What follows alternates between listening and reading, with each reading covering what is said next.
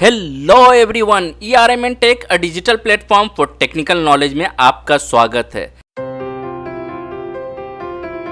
आज के इस वीडियो में हम बात करेंगे सिंगल फेज़ और थ्री फेज़ में क्या डिफरेंसेस होता है, क्या अंतर होता है। क्योंकि अगर आप किसी भी इंटरव्यू को फेस करने जाते हैं या कहीं भी काम करने जाते हैं तो ये आपके लिए जानना बेहद ही ज़रूरी है कि सिंगल फेज़ और थ्री फेज़ में फ़र्क होता क्या है। आपने सिंगल फेज़ सप्लाई के बारे में और थ्री फेज़ सप्लाई के बारे में ज़रूर सुना होगा, लेकिन दोनों का डिफरेंसेस शायद आपको पता नहीं होगा। अगर आप स्टूडेंट हैं या फिर आप कहीं काम करते हैं या किसी कंपनी में काम करना चाहते हैं तो ये वीडियो आपके लिए है। आपको जानना बेहद ही ज़रूरी है कि सिंगल फेज़ सप्लाई और थ्री फेज़ सप्लाई में क्या अंतर है। What is the difference between single phase supply and three phase supply. क्योंकि अक्सर एग्ज़ाम में भी पूछा जाता है सिंगल फेज़ सप्लाई और थ्री फेज़ सप्लाई के बारे में। इंटरव्यूअर भी पूछते हैं सिंगल फेज़ और थ्री फेज़ सप्लाई के बारे में। इवन अगर आप कहीं काम करने जाते हैं तो भी वहाँ आपको बहुत ही ज़रूरत पड़ता है ये जानने का कि सिंगल फेज़ और थ्री फेज़ में अंतर क्या है। तो आइए आज की इस वीडियो को शुरू करते हैं और देखते हैं सिंगल फेज़ और थ्री फेज़ में क्या अंतर होता है। एक तरफ हम देखेंगे सिंगल फेज़ के बारे में,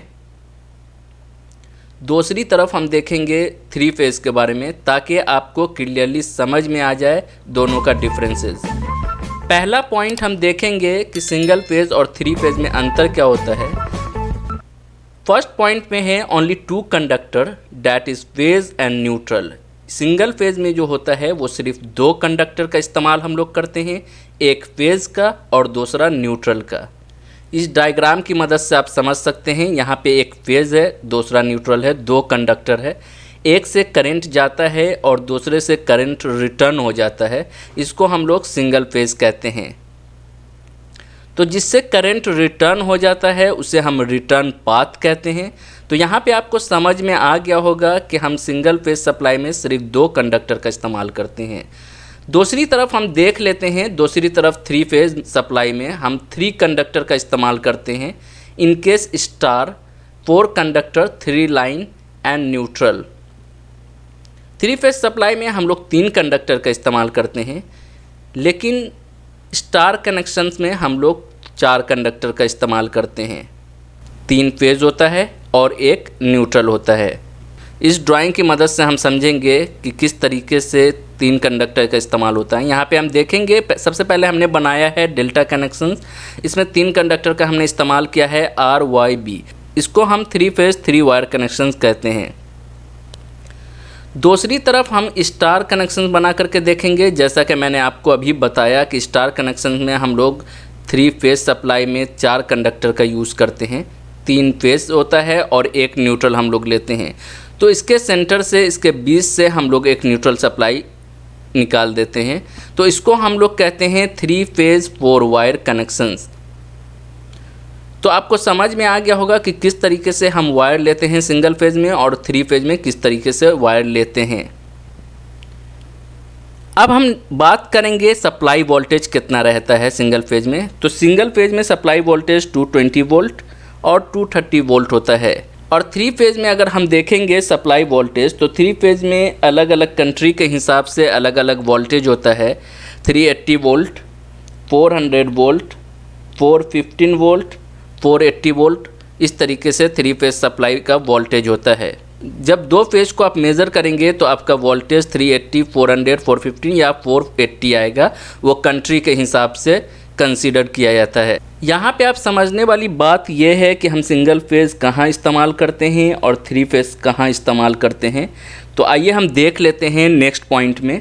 सिंगल फेज़ हम लोग इस्तेमाल करते हैं आइडियल फॉर स्मॉल लोड। ये सिर्फ स्मॉल लोड के लिए काम आता है, जैसे कि लाइट, फैन, बल्ब, टीवी।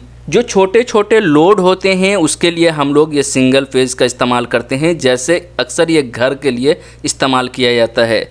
लेकिन अगर थ्री फेज़ की तरफ हम देखेंगे कि थ्री फेज़ कहाँ इस्तेमाल किया जाता है, तो three phase handle a large industrial Motors.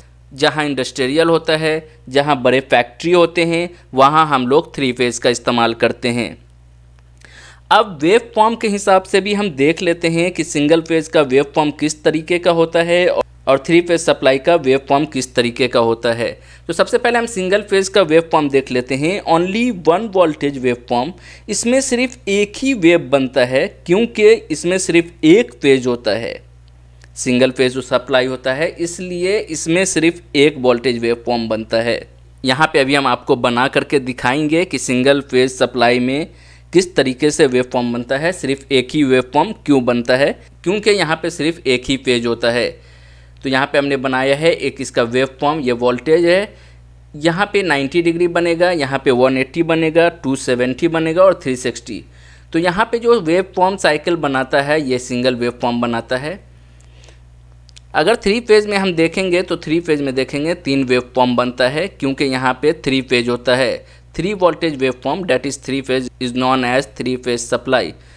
यहाँ पे हम डायग्राम बना करके देखेंगे कि किस तरीके से डायग्राम रहता है वेव फॉर्म का 3 फेज सप्लाई में। तो आपको समझ में आ गया होगा कि वेव फॉर्म जो है सिंगल फेज के लिए सिर्फ एक वेव फॉर्म बनता है, लेकिन थ्री फेज में 3 वेव फॉर्म बनता है, क्योंकि यहाँ पे 3 फेज सप्लाई होता है। आर फेज के लिए अलग बनेगा, वाई फेज के लिए अलग बनेगा और बी फेज के लिए अलग वेव फॉर्म बनेगा। कुछ इस तरीके से ड्राइंग की मदद से आप समझ सकते हैं। ये रेड फेज है, ये येलो फेज है और ये ब्लू फेज है। तो थ्री फेज सप्लाई में जो वेव फॉर्म बनता है वो 3 वेव फॉर्म बनता है, क्योंकि इसमें 3 फेज सप्लाई होता है, R, Y and B. Next अब हम समझेंगे कि ये सिंगल फेज सप्लाई और थ्री फेज सप्लाई अगर हम यूज़ करेंगे तो ये भी समझना बहुत ही ज़रूरी है कि ये कितना खर्च आएगा, कौन महंगा है कौन सस्ता है। तो सिंगल फेज में हम देख लेते हैं। सिंगल फेज में होता है ये लेस इकोनॉमिकल होता है, इसमें खर्च बहुत कम आता है अगर आप सिंगल फेज सप्लाई यूज़ करेंगे तो। लेकिन अगर आप थ्री फेज सप्लाई यूज़ करते हैं तो ये मोर इकोनॉमिकल है, इसमें आपको खर्च बहुत ही ज़्यादा पड़ता है। अब हम फॉल्ट के हिसाब से देख लेते हैं कि किसमें कितना चांसेस है फॉल्ट का। तो सिंगल फेज सप्लाई में chances of fault is higher as only one phase. यहाँ पे फॉल्ट का चांसेस बहुत ही ज़्यादा होता है, क्योंकि सिर्फ एक ही फेज होता है। एक फेज का सप्लाई अगर कट गया तो पावर बंद हो जाएगा, पावर सप्लाई नहीं होगा। तो ये समझ लेना आपके लिए बहुत ही बेहतर है कि सिंगल फेज सप्लाई में फॉल्ट का चांसेस बहुत ज़्यादा है। लेकिन थ्री फेज सप्लाई की तरफ अगर हम देखेंगे तो थ्री फेज सप्लाई में if there is a fault in 1 और 2 phases the remaining phase will be continue to deliver power. अगर थ्री फेज सप्लाई में 1 या 2 फेज भी फेल हो जाता है तो फिर ये power supply continue third phase से देता हुआ रहता है। इस ड्राइंग की मदद से हम समझ लेते हैं थ्री फेज पावर सप्लाई में क्यों फॉल्ट का चांसेस कम है। यहाँ पे हमने बनाया है आर फेज, ये है वाई फेज और ये थर्ड वन जो है ये है ब्लू फेज। 3 अलग अलग फेज जा रहा है 3 बिल्डिंग में। अगर आर फेज हमारा फेल हो जाता है तो वाई और बी चलेगा, आर और वाई फेल हो जाता है तो भी बी मेरा चलेगा। तो इसमें जो फॉल्ट के चांसेस होते हैं वो बहुत कम होते हैं। अब हम देख लेते हैं इसका कैलकुलेशन हम किस तरीके से करते हैं सिंगल फेज का। तो इसका फार्मूला होता है P = VI cos phi।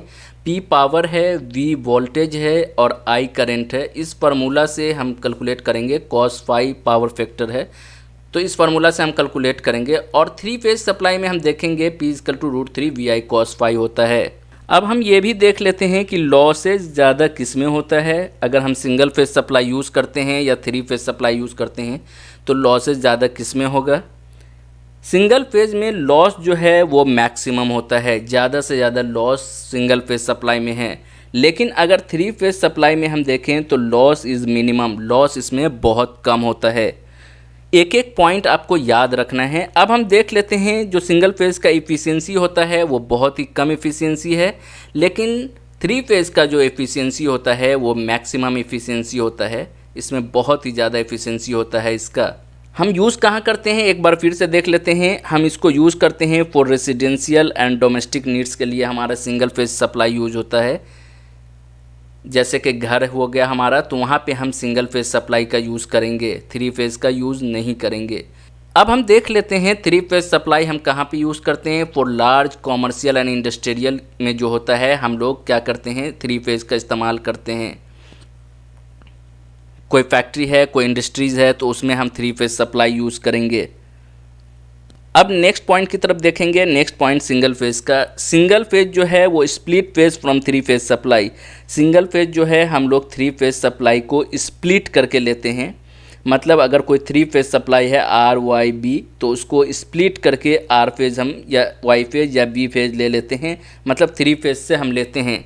जैसे यहाँ पे एक घर है मान लीजिए, और यहाँ पे एक बिल्डिंग है, तो किस तरीके से हम स्प्लिट करते हैं यह मैं आपको दिखा दे रहा हूँ इस ड्राइंग की मदद से।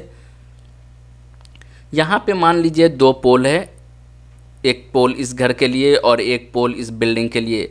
ये आर वाई और बी तीन फेज़ है, एक न्यूट्रल भी हम ले लेते हैं, एक न्यूट्रल है। तो इस घर को हम सप्लाई किस तरीके से देंगे? सबसे पहले इस पोल में हम ले जाएंगे, इस पोल में एक आर और एक न्यूट्रल ले जाएंगे और इस घर को सप्लाई देंगे। मतलब थ्री फेज से हमने क्या किया है, सिंगल फेज में स्प्लिट कर दिया है। उसी तरीके से दूसरा फेज़ बी फेज हम ले लेंगे इस पोल में, और इस फेज से हम इस घर में इस बिल्डिंग में सप्लाई दे देंगे। तो ये भी थ्री फेज से स्प्लिट हो जाएगा सिंगल फेज में। आपको एक एक पॉइंट याद रखना है ताकि आप किसी एग्ज़ाम में या किसी भी इंटरव्यू में या कहीं काम करें वहाँ आपको दिक्कत ना हो। अब हम देखेंगे थ्री फेज सप्लाई में। थ्री फेज सप्लाई को हम स्प्लिट नहीं कर सकते हैं। जहाँ भी थ्री फेज सप्लाई रहेगा आर वाई बी, उसी तरीके से अगर किसी फैक्ट्री किसी इंडस्ट्रीज़ में अगर आपको सप्लाई देना है तो आपको डायरेक्ट सप्लाई देना होगा थ्री फेज सप्लाई। अगर आप मेरे चैनल पे नए हैं और आपने अभी तक मेरे चैनल को सब्सक्राइब नहीं किया है तो मेरे चैनल को सबसे पहले सब्सक्राइब कीजिए, शेयर कीजिए, लाइक कीजिए, ताकि इससे मुझे मोटिवेशन मिलेगा और मैं आपके लिए इस तरीके का वीडियो लेकर आता रहूँगा। क्योंकि आपको किसी भी इंटरव्यू में दिक्कत नहीं होगा और आप आसानी से इंटरव्यूअर को हर क्वेश्चन का आंसर बता पाएंगे। मान लीजिए ये कोई इंडस्ट्रीज़ है, इसमें आर फेज चला गया, इसमें वाई फेज चला गया और इसमें बी फेज चला गया, तो इसको स्प्लिट हम नहीं कर सकते हैं। अगर आपने हमारी वीडियो पावर के बारे में नहीं देखा है कि पावर क्या होता है, कितने तरीके का होता है, तो वो भी जानना आपके लिए बेहद ही ज़रूरी है कि पावर कितने तरीके का होता है और पावर होता क्या है। लिंक आपको डिस्क्रिप्शन में मिल जाएगा, वहाँ से आप जाकर के पावर के बारे में देख सकते हैं। तो इसमें स्प्लिट नहीं होता है थ्री फेज में, इसको डायरेक्ट देते हैं। आज के लिए इतने ही, मिलते हैं नेक्स्ट वीडियो में, तब तक के लिए गुड बाय।